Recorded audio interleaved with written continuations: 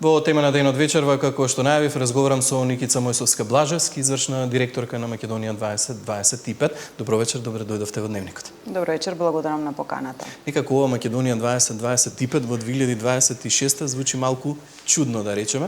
Организацијата беше формирана во 2007 година. Со какви идеи, со какви цели и што се случи во меѓувреме?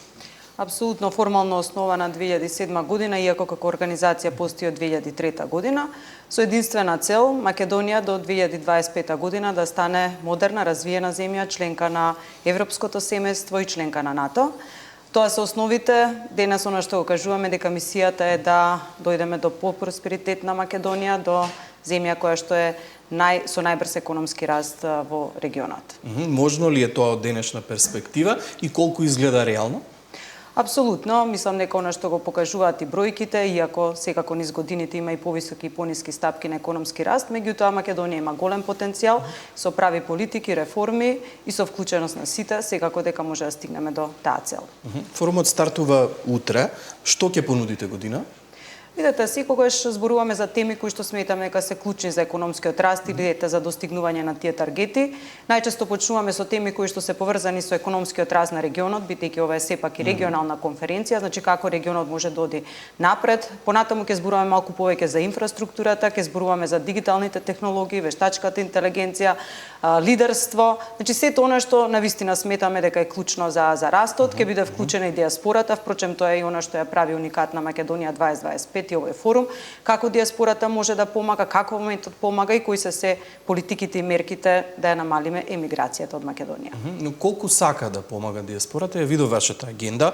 Има навистина добри представници од македонската диаспора, представници на семејството Битов, тука е Мајк Зафировски. Меѓутоа, каква е нивната цел? Сакаат повеќе да споделат во насока на информации и совети или се заинтересирани сепак да вложат во земја? Најпрво да објаснам дека Македонија 2025 е водена од одбор на директори, има 21 во момент, од кои што 16 се од странство, главно од Америка и Канада, тие си основачи на организацијата, меѓутоа и од целиот свет, со единствена цел да помогнат, зборувам тука и во смисла на контакти, на знаење, на финансиски средства, како Македонија да оди понапред. Така што она што го правиме е поврзување на компании од земјата со компании од странство, поврзување со нашиот диаспората кои што менторираат, стипендии за млади луѓе, че имплементираме околу 40 програми годишно, кои што се направени со нивното знаење, со нивните контакти и секако финансиска помош. Така што секој од нив има свој начин како смета дека Македонија може побрзо да оди напред и ги користат сите свои можности за да помогнат на Македонија. Да, рековте дека ја следите и технологијата, гледам дека една од темите ќе биде и вештачката интелигенција. Во време во кое што живееме, очекувањата беа дека вештачката интелигенција многу ќе помогне за побрз економски развој, но во една ваква ситуација во која што имаме реално војна во Украина, војна во Иран, може ли вештачката интелигенција или придобивките од вештачката интелигенција да го надополнат она што го губиме со кризата? За жал, ја спомнавте геополитичката состојба, дали е тоа војната на Блискиот Исток, дали е тоа промената на политиките на САД во однос на тарифите, дали е тоа забавениот раст на германската економија и така натаму, сето она што влие негативно врз нашиот раст или врз нашата економија има негативни последици. Зошто вештачката интелигенција или зошто дигиталната трансформација, малку и пошироко? Ние всушност како организација, значи основавме и Центар за дигитална трансформација, каде што директно работиме со компании, помагаме дигитално да се трансформираат од експертиза до финансиска помош. Меѓутоа што е многу важно, како никого да не оставиме назад, како она што го нарекувавме социјална ексклузија, сега да не премине во дигитална ексклузија, така што работиме многу со млади луѓе, со обуки. Всушност и во рамки на самитот, иако тоа е конференција која што трае 2 дена, ние организираме дополнителни обуки, тренинзи, ќе има и дополнителни тренинзи за вештачката интелигенција, се обидуваме да го направиме сето тоа инклузивно и што повеќе да имаме и дигитални вештини и знаење и примена на истите. Колку може тие да помогнат во време на криза? Апсолутно многу. Еве сега и нели од личните примери, организацијата на самитот секако дека е многу полесно откако ги имаме алатките на вештачката интелигенција, се применува и секаде во компаниите, меѓутоа она што мислам ни треба како чекор напред, и тоа не зборам само за Македонија и за многу други земји, е како од лична употреба на вештачката интелигенција да дојдеме до корпорацијска употреба. Како она што ние го користиме како промптови или како прашања, како тие да станат корпорацијска култура, и тоа за секаде, значи зборувам за цел свет, е главната дилема. Колку сега се чувствува влијанието на кризата? Ако не грешам, на последната пресконференција гувернерот на Народната банка информираше дека има пат на странските инвестиции, дека, ајде вака да кажеме понародски, иселениците се помалку праќаат пари дома. Дали е тоа прв знак дека се чувствуваат последиците од кризата? Видете, на различни начини се чувствуваат последиците од кризата глобално, меѓутоа, ете, не е само војната на Блискиот исток, исполнав политиките на САД, падот на автомобилската индустрија во Германија, во нашиот најголем трговски партнер, и воопшто поместување во на геополитички план. Така секако дека сето тоа влие врз нашата економија и развој. Во однос на диаспората, девизните дознаки не се намалуваат во апсолутен изnos, туку се намалува растот, да кажам. Меѓутоа, за мене клучното прашање е како тие девизни дознаки да не се употребуваат само за потрошувачка. Јас велам за увоз, бидејќи купуваме со нив милка чоколади кои што доаѓаат од увоз, туку како да ги употребиме за инвестиции. Токму за тоа Македонија 2025 летова направи една голема глобална анкета на диаспората, да ги прашаме дали би се вратиле, дали би инвестирале, што треба ние да направиме, дали владата, дали општеството, за да ги привлечеме. Какви се резултати? Резултатите беа одлични. 45% од нив велат дека би се вратиле во Македонија, или барем она што го велиме циркуларна миграција. Би дошле да работат извесен период од тука би оделе. 16% велат дека се заинтересирани да инвестираат, меѓутоа што им недостасува, прво информација. Че нема доволно информации, второ секако правила на игра кои што се однапред дефинирани, и предвидливост.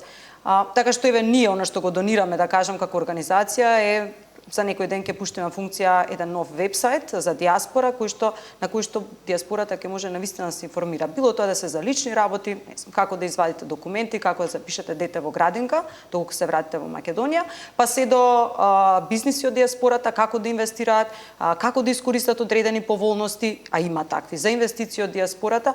Значи мора да обезбедиме информации, потоа да работиме индивидуално за да помогнеме да се вклучат. Очигледно и државата треба да се отвори за диаспората. Многу често се зборува кој е најголемиот проблем за економијата во моментов во Македонија. Што би било за вас одговорот? Кој е најсериозниот проблем? Многу често слушаме дека има и недостиг на работна сила. Навистина ли е толку сериозен овој проблем?